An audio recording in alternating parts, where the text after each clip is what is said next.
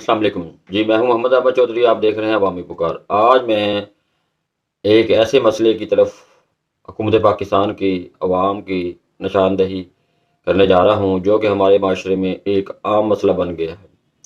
اور میرے اس مسئلے کی نشاندہی کو سیاسی کسی طور پر بھی نہ لیا جائے، کیونکہ یہ ایک سیاسی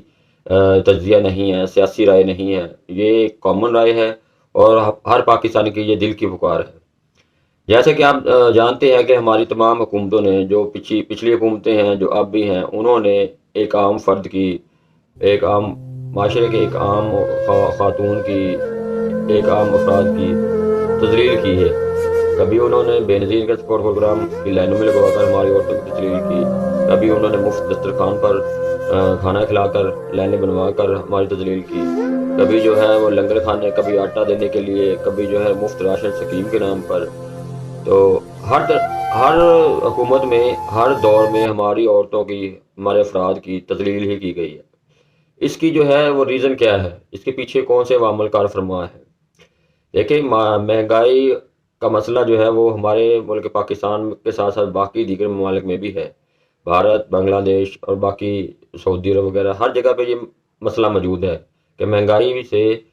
ہر ملک میں یہ مسئلہ پیدا ہوتا ہے، لیکن وہاں پہ اس مسئلے سے نپٹنے کے لیے جو ہے نا وہ اس کے عوامل پر غور کیا جاتا ہے کہ اس مسئلے سے نپٹنے کے لیے ہم کیا عناصر جو ہیں، یہ کیا کام سر انجام دیں جس کے بعد یہ ہمارا مسئلہ مستقل طور پر ختم ہو جائے۔ لیکن ہمارے ہاں جو ہے وہ وقتی طور پر اس مسئلے سے نپٹنے کے لیے جو ہے وہ کام کیا جاتا ہے کہ اس حکومت جو بھی موجودہ حکومت ہے وہ کہتے ہیں کہ ہم فی الحال ان کو تھوڑا سا ریلیف دے دیتے ہیں، اور اس کے بعد پھر جو ہے وہ اگلی گورنمنٹ آئے گی تو وہ دیکھی جائے گی۔ تو اس سلسلے میں جو نا تمام حکام بالا سے، تمام لوگوں سے یہ درخواست ہے کہ کم از کم اس مسئلے کو حل کرنے کے لیے معاشرے کے افراد کی تذلیل نہ کی جائے، بلکہ ان کو اس قابل بنایا جائے کہ وہ اپنے پاؤں پر خود کھڑا ہو سکے، کچھ کمانے کے قابل ہو سکے، تاکہ وہ ہمارے پاکستان میں جو ہے خود کما کر کھانے کی ترغیب کی بجائے ان کو بکاری بنانا جو ہے نا وہ مناسب سمجھا جاتا ہے۔ تو اسی طرح میں اگلے دنوں پڑھ رہا تھا کہ بنگلہ دیش میں اس وقت تقریباً 2.5 کروڑ سے زیادہ خواتین ایسی ہیں جو کہ مختلف کارخانوں میں کام کرتی ہیں اور باضابطہ طریقے سے روزگار کما رہی ہیں، جبکہ ہمارے پاکستان میں 2.5 کروڑ سے زیادہ خواتین کو صرف بے نظیر انکم سپورٹ پروگرام کے پیسے دیے جاتے ہیں، جو کہ وہ اپنی غیر ضروری ضروریات پر خرچ کر کے پھر دوبارہ جو ہے ہر 3 مہینے کے بعد وہ ہاتھ پھیلانے والی بن جاتی ہیں۔ پھر اس بے نظیر انکم سپورٹ پروگرام کے لیے ان کو جو مراحل سے گزرنا پڑتا ہے وہ بھی ایک سخت اذیت والے اور تکلیف دہ ہیں۔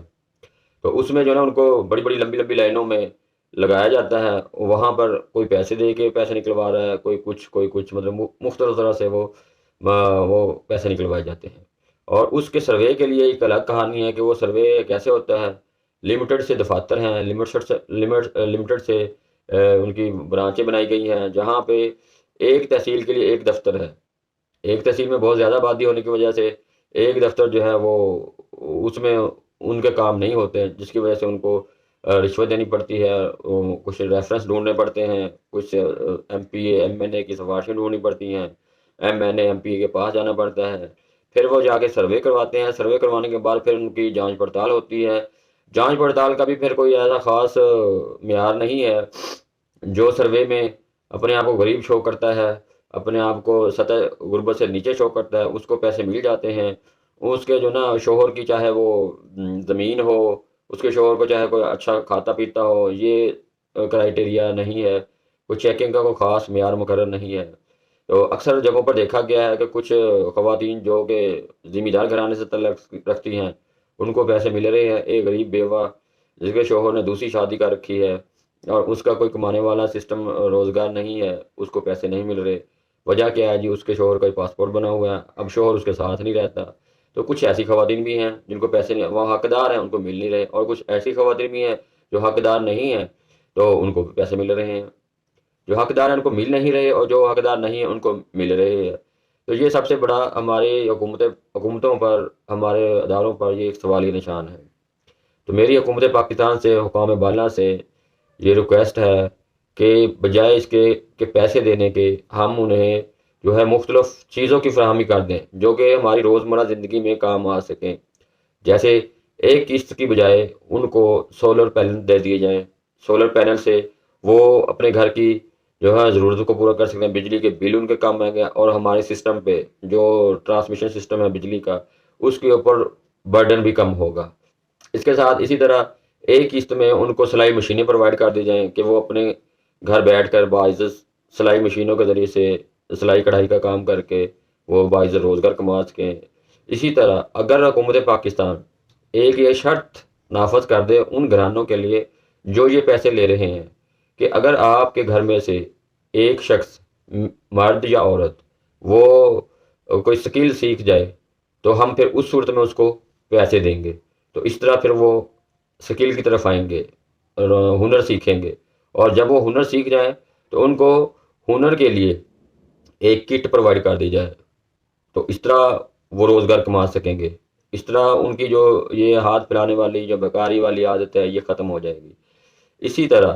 بجائے اس کے کہ گورنمنٹ لوگوں کو پیسے پرووائڈ کرے تحصیل کی سطح پر،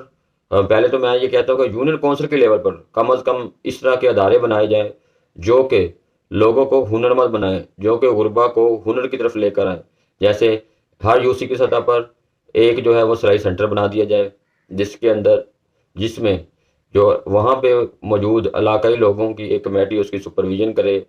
وہاں پہ سلائی مشینیں رکھی جائیں، وہاں سے بچیاں جو ہیں وہ سلائی مشین سیکھ کر اپنا بھی کثیر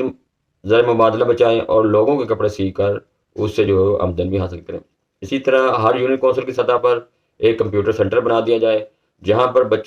بچیاں جو ہے وہ کمپیوٹر کی تعلیم حاصل کریں، وہاں پہ آن لائن ارننگ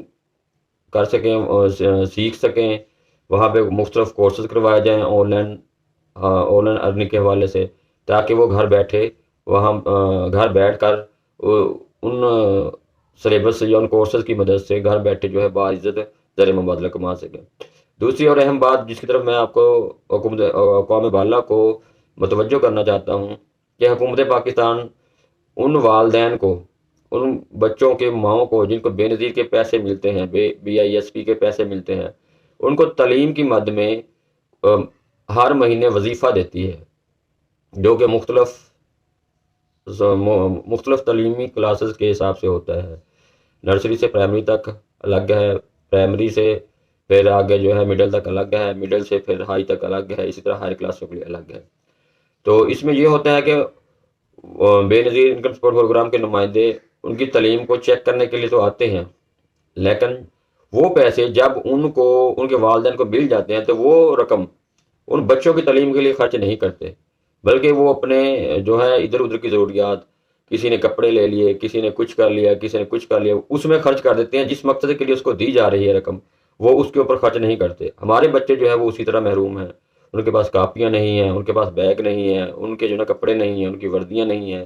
تو حکومت کو جو ہے اس کے لیے ایک ٹھوس لائحہ عمل بنانے کی ضرورت ہے. ان بچوں کو بجائے پیسے دینے کے، ان والدین کو بجائے پیسے دینے کے ان کو جو ہے ہر سال وردی دی جائے،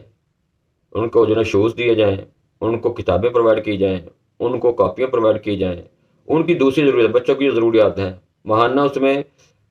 جو ہے ڈیلی خرچ اس کا بھی تھوڑا سا دیا جائے تاکہ وہ بچے اس کے اوپر وہ اپنے والدین کے اوپر ڈپینڈ نہ کریں.